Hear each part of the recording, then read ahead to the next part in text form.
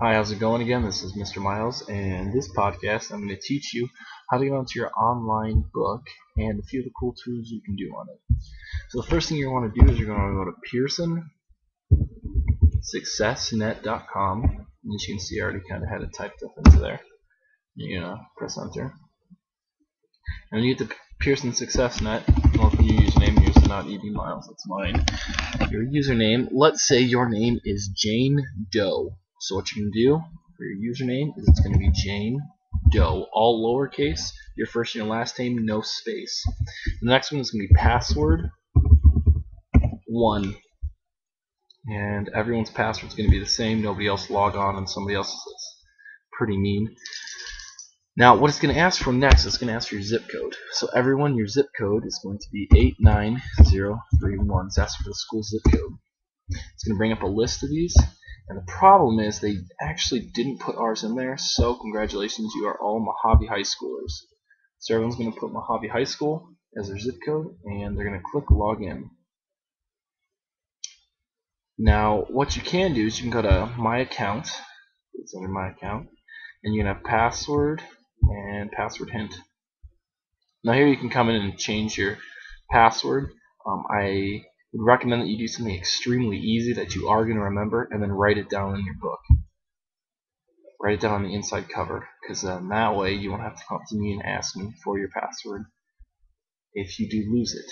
So what we're going to do now is we're going to look over here, and the first thing you're going to see is you're going to see your book, and it's going to say Open Book.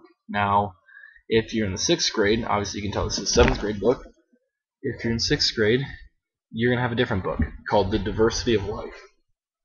Now what you're going to do is you're going to come over here, you're going to click Open Book, and it's going to pop open a new window, and it takes a little bit to load it up. Here we go. So we're going to have our interactive science book. Now obviously this is a little bit big, so if you want to, you can zoom out just a little bit. So there's some really cool tools you can use here. You can click on a chapter through here. You want to zoom in a little bit, and you can be able to read through there. And as you can tell, this book looks exactly like the book that you guys have in your hands that were given to you. And you can go through all the pages. Obviously you can see here I've already done a little bit of highlighting. What you do is you click your highlighter, and you say you can increase your vocabulary by learning. No way. And you come over here and you click down, you drag across, so you can always remember that you can increase your vocabulary by learning. Now another thing you can do is you can click one of these pin tools, and if you find something that's awesome, you click down and you write awesome, I don't know, however you want to write notes, something that'll help you to remember exactly what you have there. So you scroll down and click save, and so now whenever you click it, double click it, it'll let you know what your note says. So oh, that's important, that's something I wrote earlier. Now if you don't like this view, something that you can do is you can click to whiteboard view, and you're going to see it show up a little bit differently. And this is pretty much, if I'm ever using a projector, this is how you'll see it on the screen. I think this actually looks a little bit better if you do it like this. So you can also click the computer screen just so you can get back to the browser view. And so that's really neat. There's little tools you can use down here like the glossary. So you can come down here, you can click chemical rock. And you click here. Yeah.